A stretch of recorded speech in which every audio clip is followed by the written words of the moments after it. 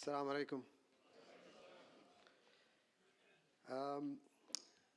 My name is Feras Abougalala. It should be a J, but it's in the passport a G, so I go by that. Yes. First of all, I would like to really say I'm very thankful for given this opportunity. I'm new to the area. I know I was labeled as a community leader. I'm very humbled. We moved to the Bay Area about a year and a half ago. And ever since, I've just been meeting excellent community members one after the other, and they're the community leaders. So anyways, thank you for having me here, and thank you for the organizers for what they're doing. I want to say I find this gathering very beautiful, and I just want us to kind of think a little bit outwards and just kind of imagine in retrospect when we look back at this gathering. It might be like the beginning of a really powerful thing. And inshallah, yeah. And being part of it, you know, being here, being present, and hopefully being engaged as well, could have ripples down the road. And I'm very hopeful. I think the current situation we're in, the events that are happening in Gaza, are in some sense have been really a slap in our faces, that the silver lining got us to wake up and got us to organize and got us to be in this room. I think it does have a lot to do with it. And in what I want to talk about today, I think it has to do with that in a lot of sense.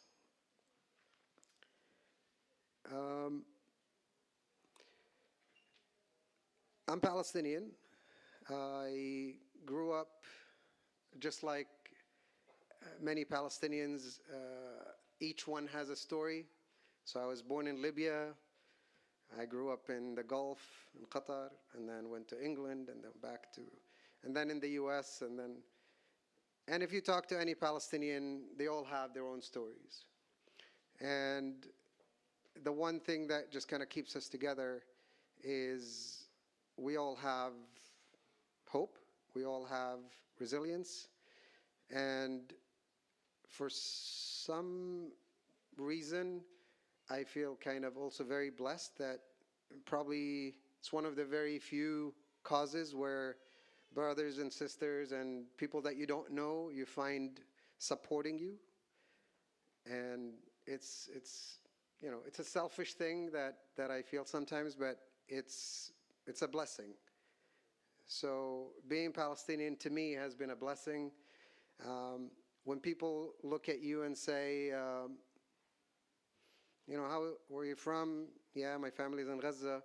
I'm sorry. I'm like, no, say it with your head up high. And just pray for them. Do what you can to support. Do what you can to help. And I think this is a great avenue to do that, what we're doing here. My background, I'll say a little bit just because it kind of is relevant to what I would like to, 1 or 2 points to discuss with you guys. I was in academia I have a PhD in electrical engineering. I was in academia in the UC system for about 10 years. And throughout my postdoc, throughout my teachings and whatnot, I worked a lot with students for a very long time. I'm a student at heart. And seeing what our students are doing those days just kind of tells us how important they are and how powerful they are. I don't think us, with all our families and jobs and whatever, would have the courage to do what they're doing. So 2 things I would like to discuss. One is kind of, yes, starting an organization is great, but if we look at this organization in 5 years, 10 years, is it the same? Is it smaller? Is it bigger? how does this organization become sustainable, I think. And not just any organization. And I'll say that in the perspective of the student perspective I had. So when when I was a student, we start student organizations, let's say SGP, Student for Justice in Palestine, and others. And every 4 to 5 years, you get a new wave of students. The whole dynamics change.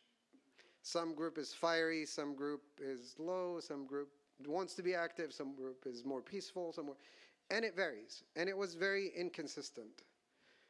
I mean, I was in those encampment back at Ohio State in 2011, and seeing that it's happening again at a much larger scale is very refreshing. But the one thing, as I kind of went from one student organization to the next, and then went to the UC system, I was a faculty advisor for the SGP there. And then I kind of started to see the same pattern where students would come and go, and then you have to start again. So we worked very hard in there over the course of about 3 or 4 years to establish what had to be called like a Middle Eastern Student Center. Not a student organization, but a center. And I'll say why I'm saying this. And the center ended up having to go through student voting, had to go through, because at the end, some part of their tuition is going to have to pay for that center and their employees. But once it passed, after many, many meetings with the chancellor and everybody that was involved, it passed. And it was the first center in the US at the time. And something like that happened 12 years ago is still consistently producing day after day, has the same staff, is growing, and is able to sustain the same vision and message. Versus a student organization, everybody has good intentions, but when we're establishing an organization like this, I feel like we want to be the center, not the student organization. So there has to be a foundation for this that is not dependent on Brother Istafa or Haider Ali, or any of the founders, or any of the, it has to have a stronger foundation that just sustains over the years. And just kind of, since this is an initiative we're kind of like starting, I feel this is important to think about from the very get-go. And the last thing I want to say is about students. I mean, I just look at the room and we're all kind of people that can donate, donors, right? But most of us probably have kids and have gray hair, right? But I don't see students here. And when you want to get stuff done and you want to actually get people on the ground and knock on doors and do stuff, they're the ones you go after, right? Please help us. We need 10,000 people. We need 500. Come to the park. But they're not involved in what we're doing here.